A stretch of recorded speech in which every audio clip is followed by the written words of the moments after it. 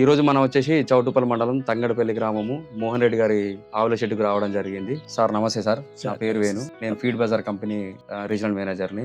Sir మీకు ఎన్ని ఆవులు ఉన్నాయి సార్? నాకు 3 ఆవులు ఉన్నాయి, 3 దూడలు ఉన్నాయి సార్. ఓకే సార్, ఇప్పుడు ఎన్ని పాలు ఇస్తున్నాయి సార్ ఇవి? ఇప్పుడు ఈ 3 కలిసి 35 లీటర్లు అయితే సార్. 3 కలిపి 35 లీటర్ 35 లీటర్లు అయితే. ఓకే, ఏ దాన వాడారు సార్ ఇప్పుడు?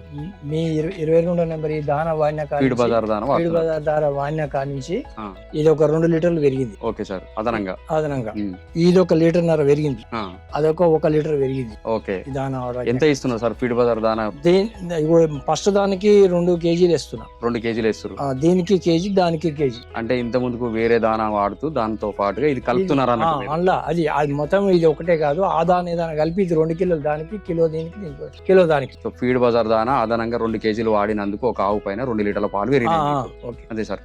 ఇంకా ఆవు లోపల ఇంకేం గమనించింది సార్ మీకు? ఇంకేం లాభాలు కనిపించినాయి ఇది వాడితే? ఇప్పుడు చుడి రాని ఆవులు ఏమన్నా ఉంటే మంచిగా చుడికి వచ్చినట్టు అనిపించిందా? చుడికి వచ్చినట్టు అంటే ఇది ఆల్రెడీ ఇది కట్టే ఉంది సార్. కట్టిందా? 7 నెలల సుడిది.